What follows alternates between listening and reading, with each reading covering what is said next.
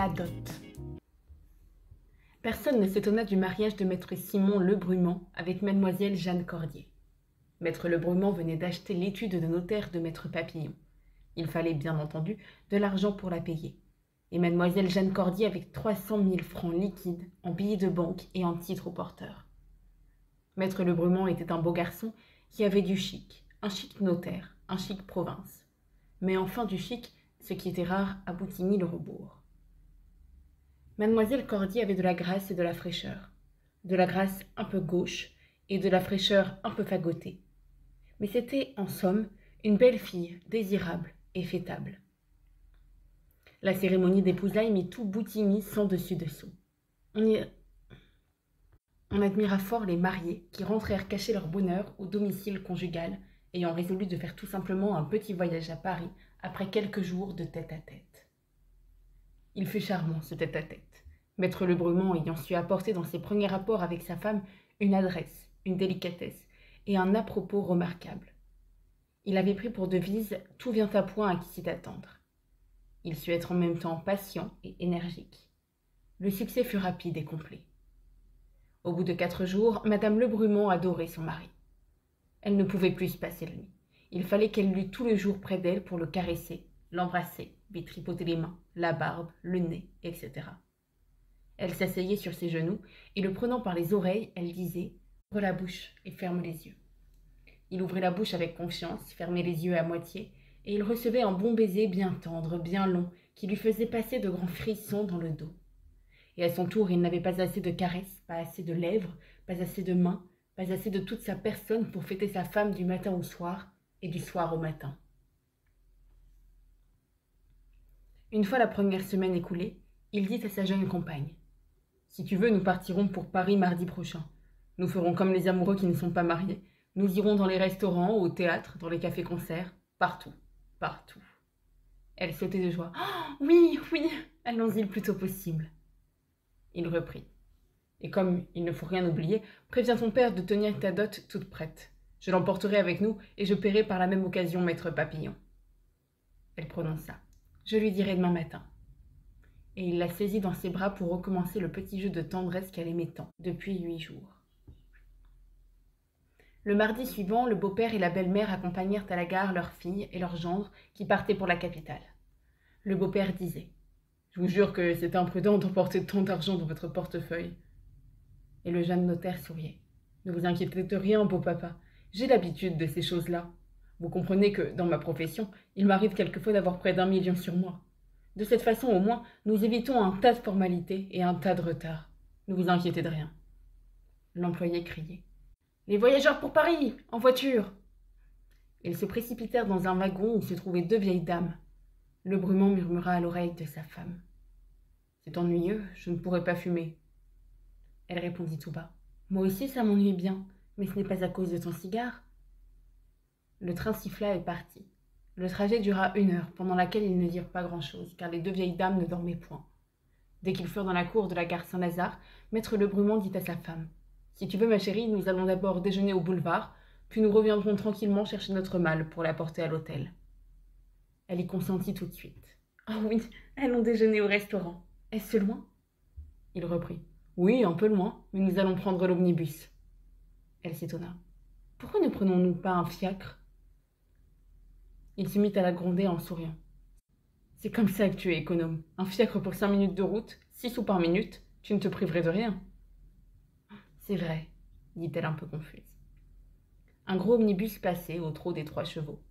Lebrumand cria. « Conducteur! Hé, conducteur !» La lourde voiture s'arrêta. Et le jeune notaire, poussant sa femme, lui dit très vite. « Monte dans l'intérieur.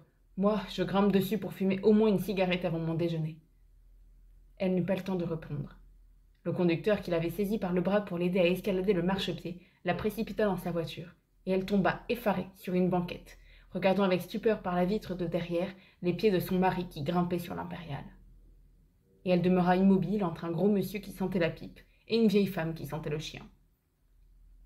Tous les autres voyageurs, alignés et muets, un garçon épicier, une ouvrière, un sergent d'infanterie, un monsieur à lunettes d'or coiffé d'un chapeau de soie aux bords énormes et relevé comme des gouttières, 2 dames à l'air important et grincheux, qui semblaient dire par leur attitude « Nous sommes ici, mais nous valons mieux que ça », Deux bonnes sœurs, une fille en cheveux et un croque-mort, avaient l'air d'une collection de caricatures, d'un musée de grotesques, d'une série de charges de la face humaine, semblables à ces rangées de pantins comiques qu'on abat dans les foires avec des balles. Les cahots de la voiture ballottaient un peu leur tête, les secouaient, faisaient trembloter la peau flasque des joues. Et la trépidation des roues les abrutissant, ils semblaient idiots et endormis. La jeune femme demeurait inerte. « Pourquoi n'est-il pas venu avec moi ?» se disait-elle. Une tristesse vague l'oppressait. Il aurait bien pu, vraiment, se priver de cette cigarette. Les bonnes sœurs firent signe d'arrêter, puis elles sortirent l'une devant l'autre, répandant une odeur fade de vieille jupe. On repartit, puis on s'arrêta de nouveau. Et une cuisinière monta, rouge, essoufflée. Elle s'assit et posa sur ses genoux son panier aux provisions. Une forte senteur d'eau et de vaisselle se répandit dans l'omnibus. « C'est plus loin que je n'aurais cru, » pensait Jeanne. Le croque-mort s'en alla et fut remplacé par un cocher qui fleurait l'écurie. La fille en cheveux eut pour successeur un commissionnaire dont était exhalé le parfum de ses courses. La noteresse se sentait mal à l'aise, écœurée, prête à pleurer sans savoir pourquoi. D'autres personnes descendirent, d'autres montèrent. L'omnibus allait toujours par les interminables rues, s'arrêtait aux stations, se remettait en route. « Comme c'est loin !» se disait Jeanne. Pourvu qu'il n'y ait pas eu une distraction, qu'il ne se soit pas endormi. Il s'est bien fatigué depuis quelques jours. Peu à peu, tous les voyageurs s'en allaient. Elle resta seule, toute seule. Le conducteur cria « Vaugirard !» Comme elle ne bougeait point, il répéta « Vaugirard !» Alors elle demanda « Où sommes-nous » Il répondit d'un ton bourru « Nous sommes à Vaugirard, parbleu, voilà 20 fois que je crie. »« Est-ce loin du boulevard ?» dit-elle. « Quel boulevard ?»« Mais le boulevard des Italiens. »« Mais il y a beau temps qu'il est passé. »« Ah, voulez-vous bien prévenir mon mari ?»« Votre mari ? Oui, ça. »« Mais sur l'Impériale ?»« Sur l'Impériale ? Voilà longtemps qu'il n'y a plus personne. » Elle eut un geste de terreur. « Comment ça ? Ce n'est pas possible. Il est monté avec moi. Regardez bien, il doit y être. » Le conducteur devenait grossier. « Allons, la petite, assez causé. Un homme de perdu, 10 de retrouvé. Décanillez, c'est fini. Vous en trouverez un autre dans la rue. » Des larmes lui montaient aux yeux. Elle insista. « Mais, monsieur, vous vous trompez. Je vous assure que vous vous trompez. Il avait un gros portefeuille sous le bras. » L'employé se mit à rire. « Un gros portefeuille ? Oui, il est descendu à la Madeleine. C'est égal, il vous a bien lâché. » La voiture s'était arrêtée. Elle en sortit et regarda malgré elle d'un mouvement instinctif de l'œil sur le toit de l'omnibus. Il était totalement désert. Alors elle se mit à pleurer et tout haut, sans songer qu'on l'écoutait et qu'on la regardait, elle prononça « Qu'est-ce que je vais devenir ?»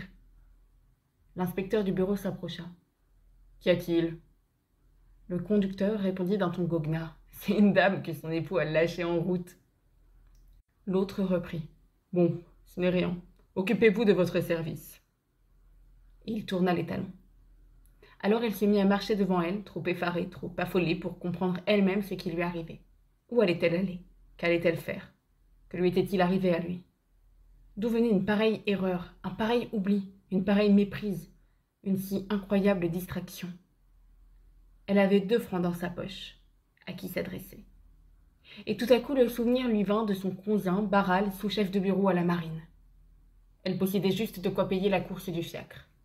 Elle se fit conduire chez lui. Et elle le rencontra comme il partait pour son ministère. Il portait, ainsi que le brumant, un gros portefeuille sous le bras. Elle s'élança de sa voiture. « Henri !» cria-t-elle. Il s'arrêta stupéfait. « Jeanne, ici, toute seule? Que faites-vous? D'où venez-vous » Elle balbutia, les yeux pleins de larmes. « Mon mari s'est perdu tout à l'heure. »« Perdu? Où ça ?»« Sur un omnibus. »« Sur un omnibus ? Et elle lui conta en pleurant son aventure. Il l'écoutait, réfléchissant. Il demanda. « Ce matin, il avait la tête bien calme ?»« Oui. »« Bon. Avait-il beaucoup d'argent sur lui ?»« Oui, il portait ma dot. »« Votre dot? Tout entière ?»« Tout entière. Pour payer son étude tantôt. »« Tiens, ma chère cousine, votre mari, alors qu'il est, doit filer sur la Belgique. » Elle ne comprenait pas encore. Elle bégayait. « Mon mari? Vous dites ? » « Je dis qu'il a raflé votre capital, et voilà tout. » Elle restait debout, suffoquée, murmurant. « Ah, c'est un misérable !» Puis, défaillant d'émotion, elle tomba sur le gilet de son cousin en sanglotant.